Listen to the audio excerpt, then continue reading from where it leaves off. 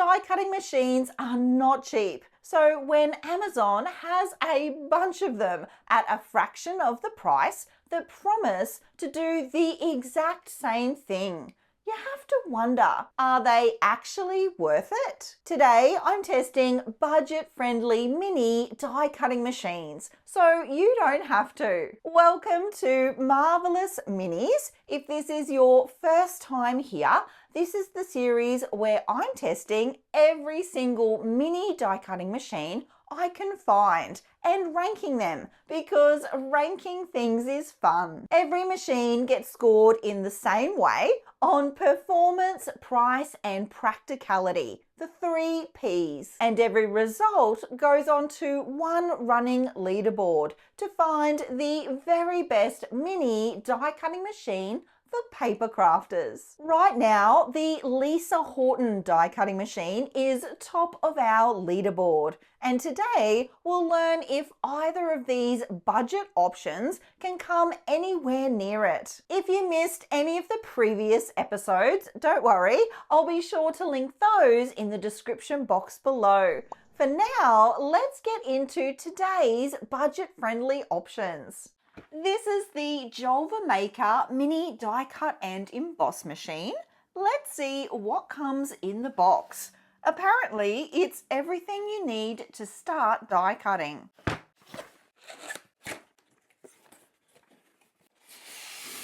This looks promising already. I can see some dies, and I think this is cardstock back here. A little tool kit. This is a screwdriver. And I want to say these are the suction cups for the feet of the machine.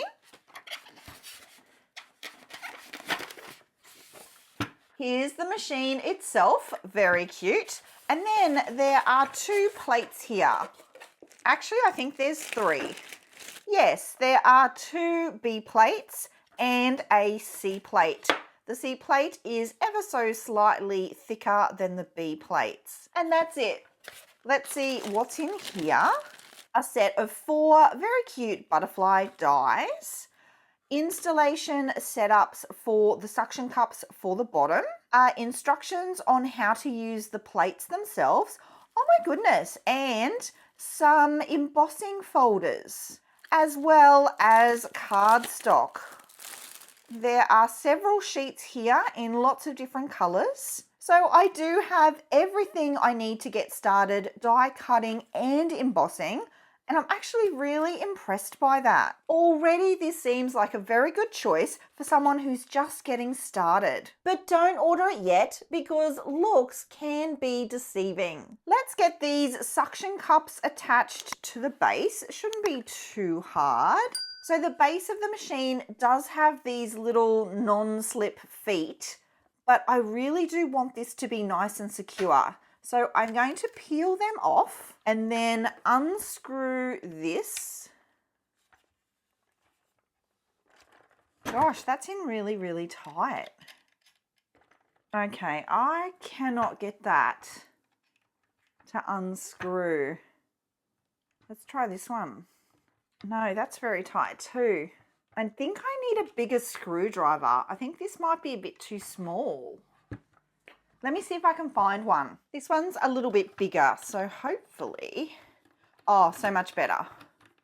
I really want to add the feet because I think it will do a much better job of staying attached to the desk. And then this goes on like so. And I believe this goes back in.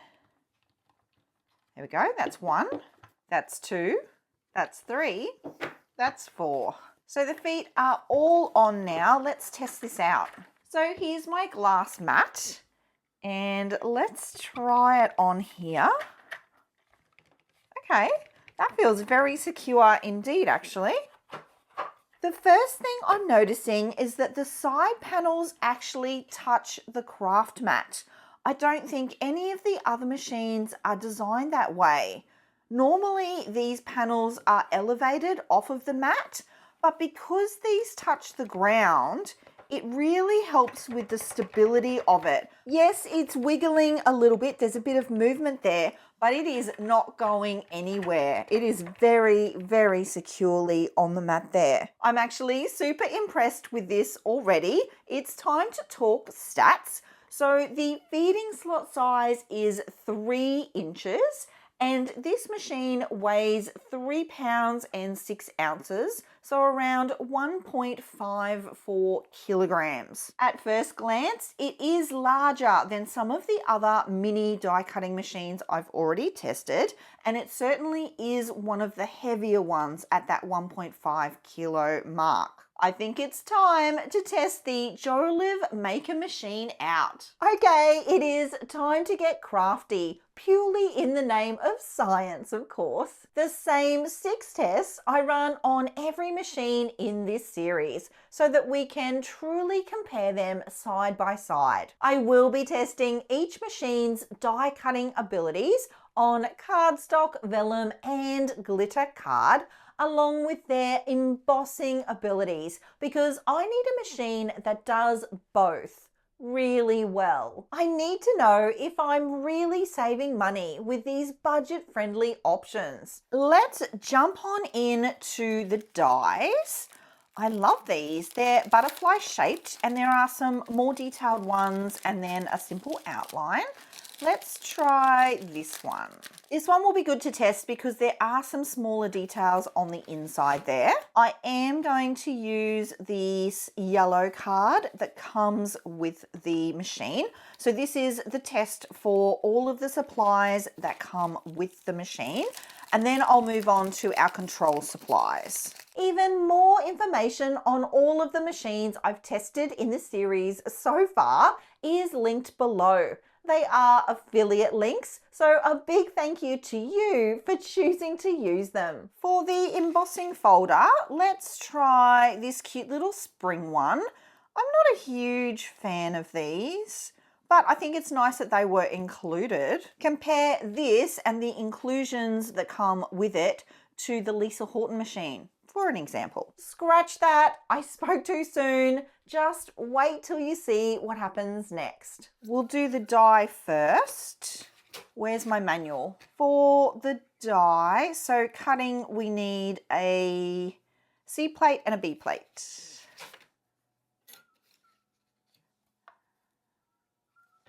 Let's go. Actually, I'll move this over a bit. There we go. Pop this down.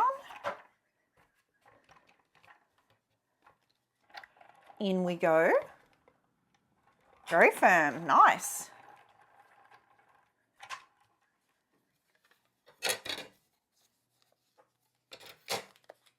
It has not cut that well.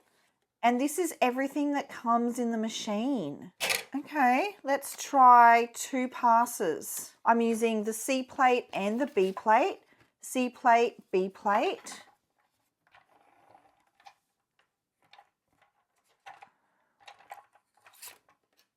Running it through. Let's do 2 passes this time. 1, 2. Is that any better? Oh, it's moved a little bit, but that's okay.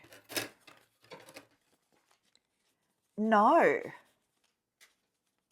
No, it is not. That's a fail. Let's see if the problem is with the die or the machine. Let's change the die. Let's try this one. I'll do 2 passes. It feels firm.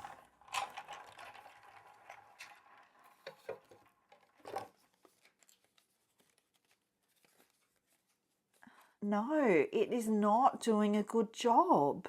Let me test quickly the embossing folder and see if that's any better. I feel like it will be. I need a B plate and a B plate for this.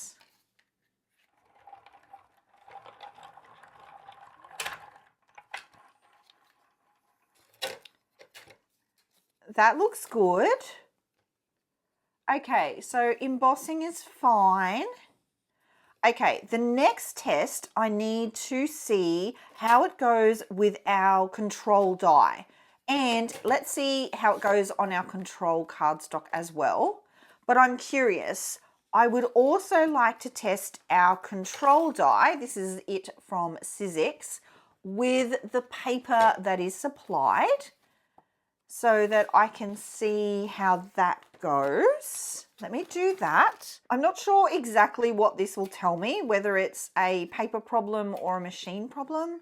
Well, I do know that this die works perfectly fine in every other machine. So, feels firm. That actually felt firmer, to be honest. And it has cut it out. So, knowing what I know, I have a feeling that it could be the dies that are a problem. These probably are cheaper quality dies and the results are showing. So let me test the control cardstock. So I've been using the Spellbinders cardstock on all of my tests. So let me grab some of that and I will, just as a bit of a side quest, I will test these dies with that cardstock as well. Okay, so I know that this Spellbinders cardstock works really, really well in die cutting machines. We've used it on lots now. And I also know that the machine itself cuts with this die from Sizzix really, really well. The results were perfectly fine, great. So the only difference here now is the dies themselves. Oh, that feels firmer. The Spellbinders card is a bit thicker than the card that was supplied with the machine. Hopefully this works. No, it does not. I am going to give 0 points to the dies. I would personally probably just throw these away. If they're not going to cut, yeah, that one hasn't cut either. If they're not going to cut well, then I don't want them in my stash because it's just going to cause frustration. So the next thing I want to test is the Sizzix die with the Spellbinders paper. So control simple die with control paper. I really hope this one works. Okay, feels good. Let's see. Yes. Yes, that's done a really good job on one pass. So the only thing that's failing here seems to be the dies because we've tested everything else and everything else is fine. Oh my goodness, that's annoying. Next up is vellum. So let's test this. I have some concerns because the vellum is very, very thin and I feel like the extra pressure of a thicker paper might be helpful for this machine.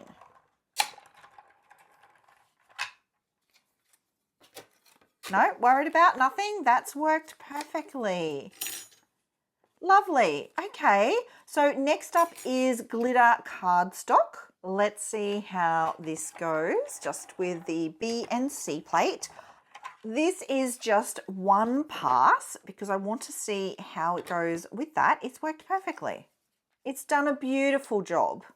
So here are our control materials and they've all worked beautifully.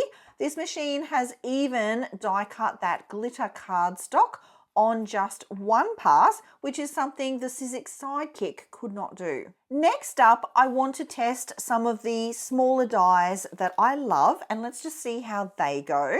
Let me find a couple of smaller dies from this set. I'll go with these small florals. Let's go with these. They're a bit cute and I will stick them down just so they don't move as they're going through. Let's see how these go. It does feel very solid, I will say. This machine, I do like how these fold out and actually sit on the desk. I think that's a very clever design. These are lovely. So it's very clear that all of the issues we had here at the start were to do with those nasty dies. This is a really good example of why I generally don't buy cheap dies from places like Temu or Amazon. I just find their quality to be inferior. And that's not even getting me started on the whole copying of designs and taking intellectual property from people. So they're actually going to go in the bin. I'm not keeping them at all. These, on the other hand, are beautiful and lovely. I have actually been keeping all of the little bits and pieces I've been cutting from this series because I am going to use them in my crafting. I think I might even make a cute little tag book and just decorate it just for fun. So the only thing left to test is my control embossing folder. Let me find where that's at. Here it is, and I do think it's going to go super well. It is very, very similar to the ones that are included. I will say perhaps a little bit thicker. I have this piece of card. Is this going to fit though? Do I need to trim it? It will fit, yay. So 2 B plates for this. Let's see what this ends up looking like. Ooh. Too thick. That is not going to fit in there. No, that is not going to work. It is too thick. So even though I'm using the 2 B plates, the 2 thinner plates, it is not working with this embossing folder. And then I would say that it wouldn't work with any other embossing folders that aren't super thin ones like these. So that's that.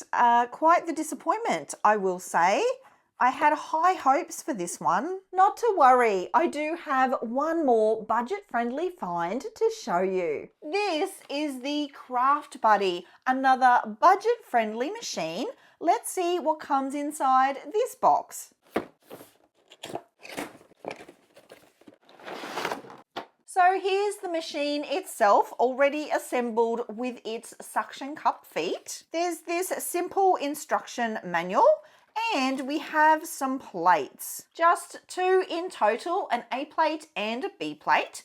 And the A plate is, I would say, significantly thicker than the B plate. No additional supplies, so just 2 plates, the instruction manual, and the machine itself. This machine is our super budget-friendly option and is the cheapest machine I've tested so far by quite a lot, especially if you buy this from Temu. On Temu, this machine is just 30 Aussie dollars. Let's talk stats. The feeding slot is 3 inches wide and it weighs 2 pounds and 3 ounces, so less than a kilogram. Here it is, side by side with the Joliv Maker machine, and size-wise it is pretty similar. I would say though that the Joliv machine is broader. I'm not sure how well you can see this, but the Joliv Maker is actually quite a little bit wider and it is certainly much heavier. Right out of the box, this one does appear to be a better quality machine. There seems to be more moving parts.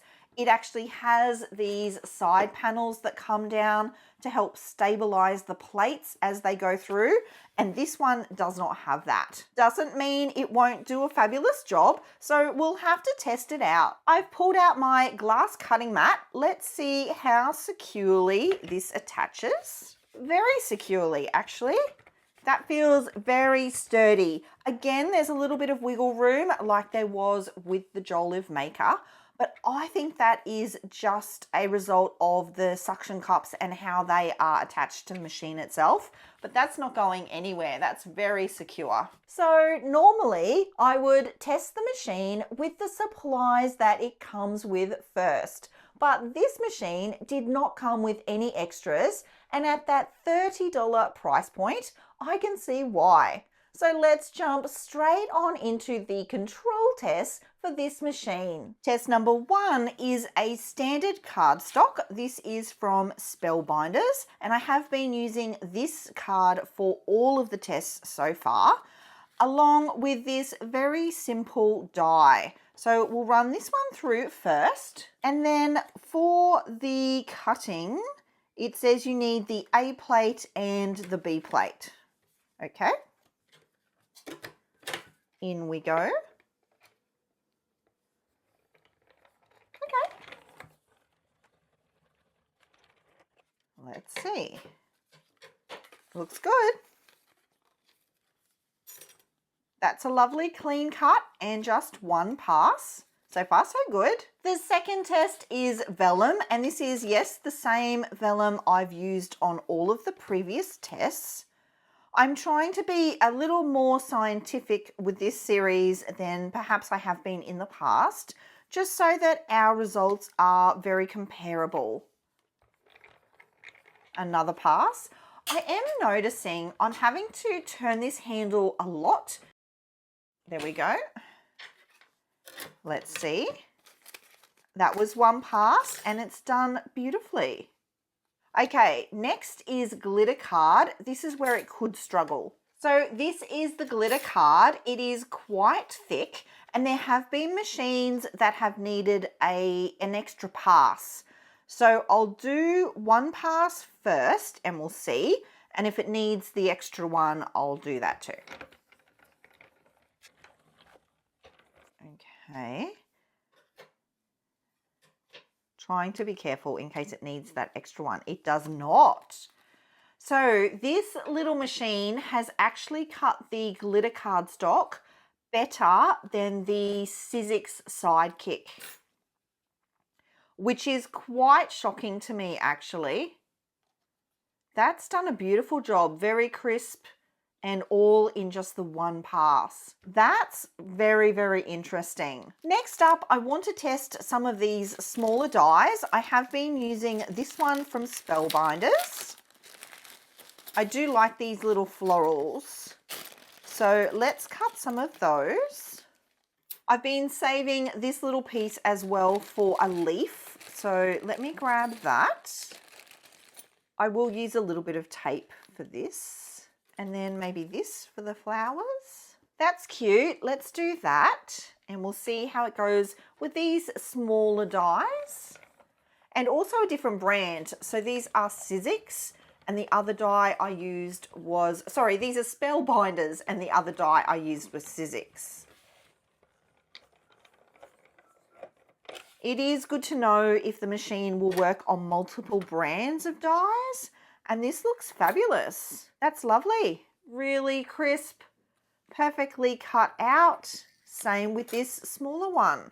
Even the very, very detailed edge here, the very thin part of the leaf there, that looks excellent. But don't order the machine just yet because I got way too excited way too soon, unfortunately.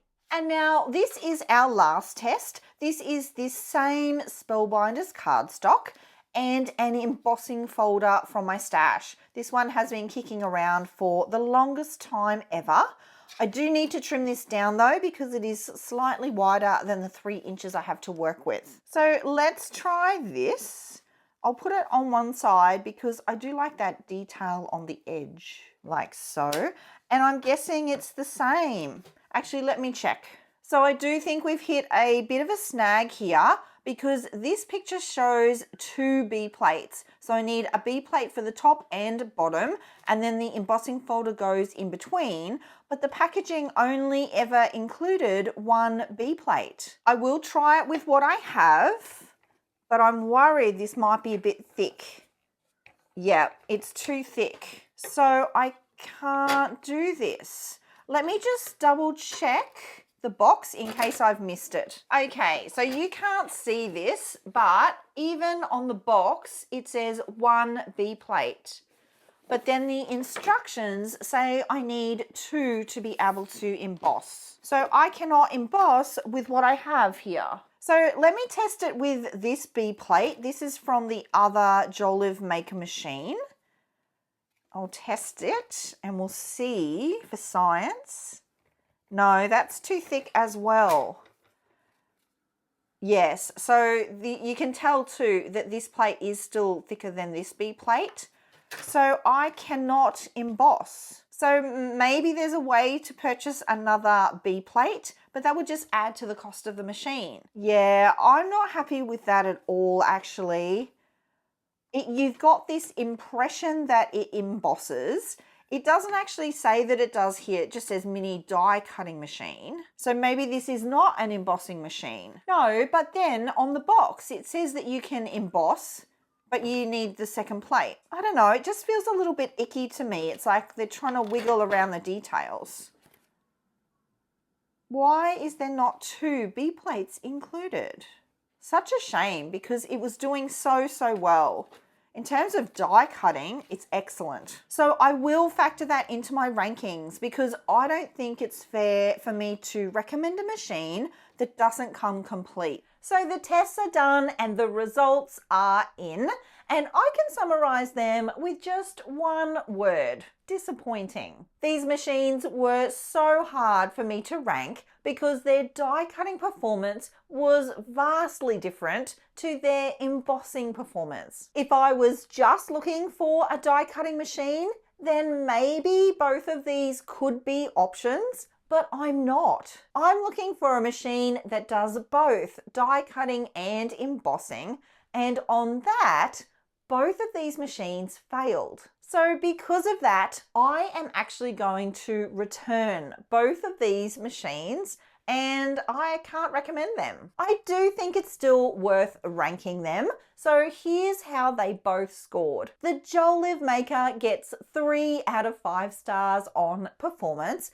and I actually think this is a very clever design. Those fold out sections that actually sit on the desk surface is a really clever design, and it meant that the entire machine was very stable. I give it 3.5 stars out of 5 for price because yes, it was cheaper, but it is certainly still an investment around that $80 price point. It is cheaper than every other machine I've tested, but not by that much. And it still is a bit of an investment. And lastly, I give it 2 out of 5 for practicality. I know that that's a low score considering the machine really did cut nicely, but I did need to factor in the die issue, along with the fact that it doesn't seem like this machine is going to be compatible with many of our embossing folders. I do need a machine that's going to work with the stash I already have,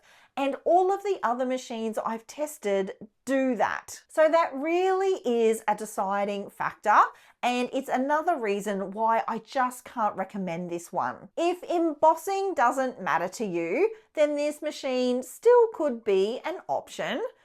The Craft Buddy, on the other hand, well, things get even more pear-shaped with that one. For performance, I give the Craft Buddy 2 out of 5. Mainly because it does not include all of the tools you need to do what it says it will do. And that's not okay with me. For price, I'm giving it 5 out of 5 stars, and that might be a little bit generous considering I haven't factored in the extra cost to get that extra plate that just isn't included if you want to emboss. For practicality, I'm giving it 0 out of 5 because this is a very basic machine. It's bare minimum at best if you're only interested in die cutting. The cranking mechanism is not great, and I got tired of that pretty quickly. If you're someone who plans on doing a lot of die cutting, that is going to get annoying fast. It doesn't have the supporting pads for the plates, and it's heavy for its size, so it really isn't the best choice for travel either. And I don't even know how it's going to go with the embossing, so I can't speak to that. Thinking about it now, maybe 0 out of 5 is a harsh score, but I don't like being deceived, and I feel like I have been. And I want to make sure that this machine is at the bottom of the leaderboard, and scoring 0 out of 5 on practicality makes that happen. There is just no way I would ever recommend this machine. Even more info on all of the machines I've tested in this series is linked below. They are affiliate links, so a big thank you to you for choosing to use them. Even though neither of the machines from today's video made the cut for me, I figured you might still want to check them out. In the very least, you now know what not to buy. Well, that was interesting now, wasn't it? Here is the updated leaderboard with the Lisa Horton machine still sitting at the top and our budget-friendly finds sitting at the bottom. Turns out you do need to spend a little bit more to get a much better quality machine. I do have one more video planned for this series, and I think I may have saved the very best till last. So be sure you're subscribed so you don't miss that. It is coming very soon. Not sure what to watch next? Well, I think you'll really enjoy this one. Thank you so much for being here, my creative friend. I'll see you again really soon. Until then, bye.